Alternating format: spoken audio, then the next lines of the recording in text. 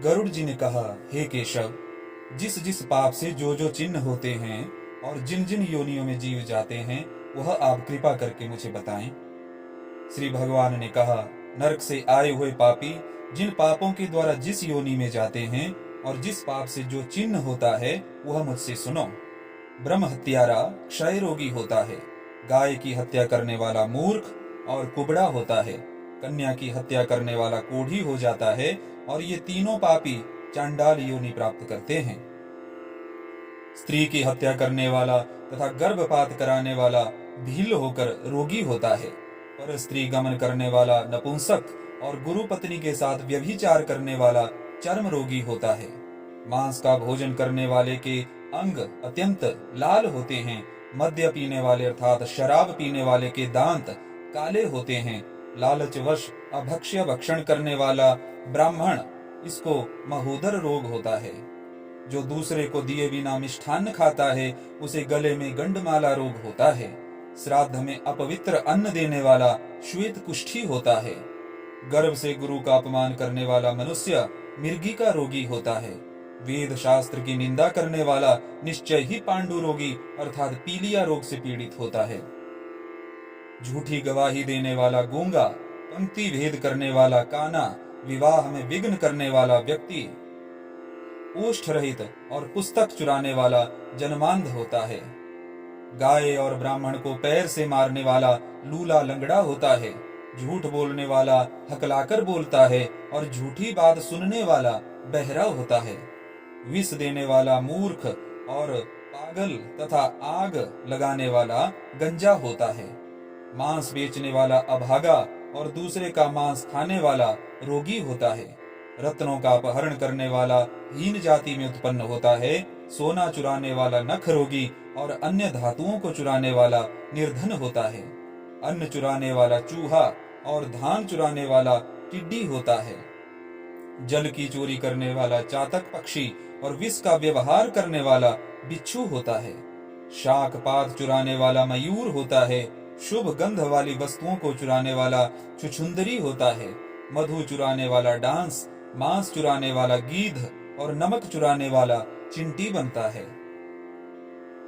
तांबूल, फल तथा पुष्प आदि की चोरी करने वाला वन में बंदर होता है। जूता, घास तथा कपास को चुराने वाला भेड़ योनि में उत्पन्न होता है।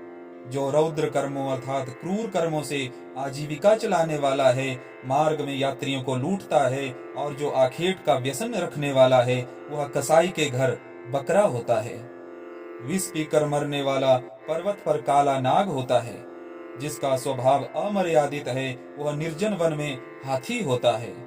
बलि वैश्वदेव न करने वाले तथा सब कुछ खा लेने वाले द्विज, ब्राह्मण, क्षत्रिय और वैश्य और बिना परीक्षण किए भोजन कर लेने वाले व्यक्ति निर्जन वन में व्याघ्र होते हैं।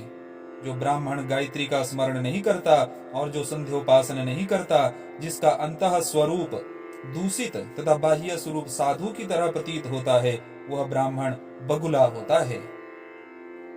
जिनको यज्ञ नहीं करना चाहिए, उनके यहाँ यज्ञ कराने वाला ब्राह्मण गांव का सुअर होता है। क्षमता से अधिक यज्ञ कराने वाला गर्दभ तथा बिना आमंत्रण के भोजन करने वाला कौवा होता है।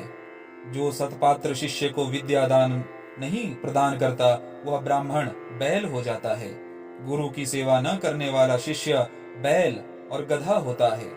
गुरु के प्रति अपमान के तात्पर्य से हम और तू करके जो गुरु के साथ शब्द उच्चारण करे, वह और वाद विवाद में ब्राह्मण को पराजित करने वाला जल विहीन अरण्य में, ऐसा जंगल जहाँ जल नहीं मिलता, उसमें ब्रह्म राक्षस होता है।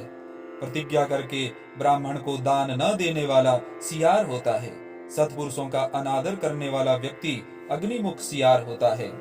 मित्र से द्रोह करने वाला पर्वत का गीध होता है और क्रय में धोखा देने वाला उल्लू होता है। वर्णाश्रम की निंदा करने वाला वन में कपोत होता है।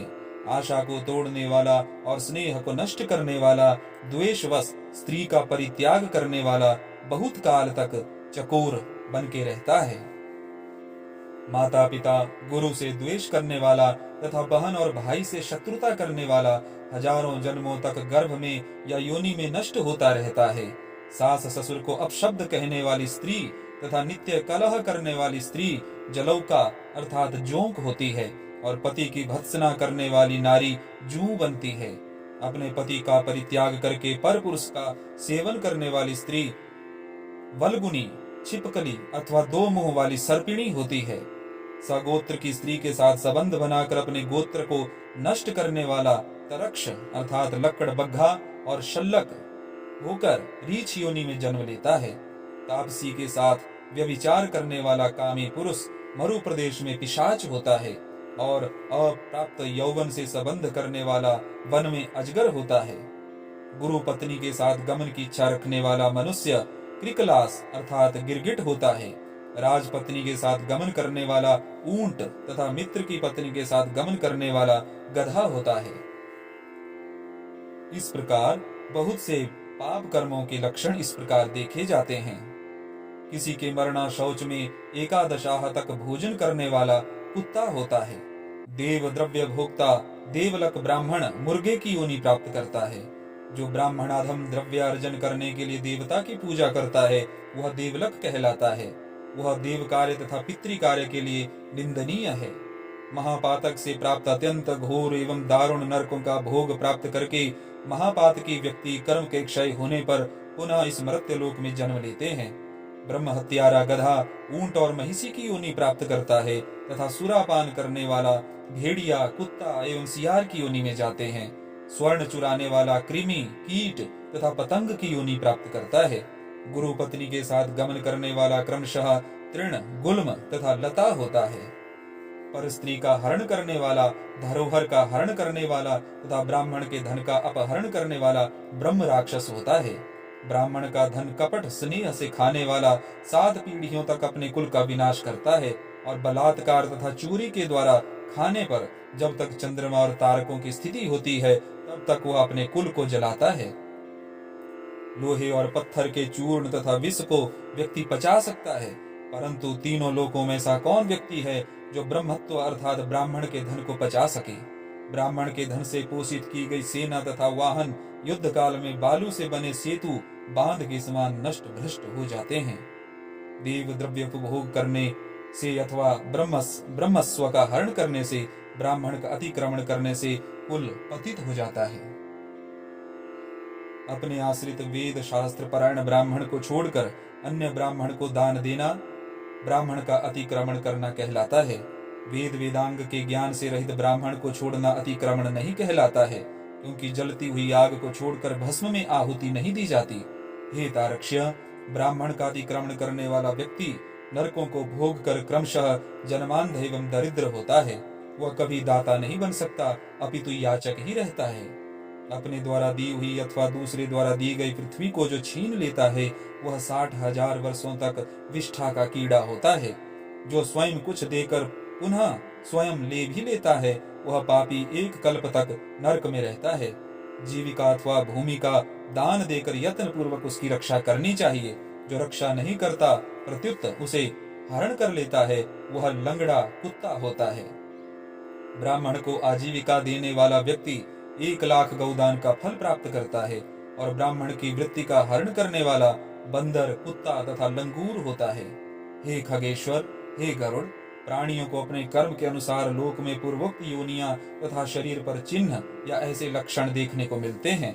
इस प्रकार दुष्कर्म पाप करने वाले जीव नारकीय यातनाओं को भोग कर अवशिष्ट पापों को भोगने के लिए इन पूर्वोक्त योनियों में जाते हैं।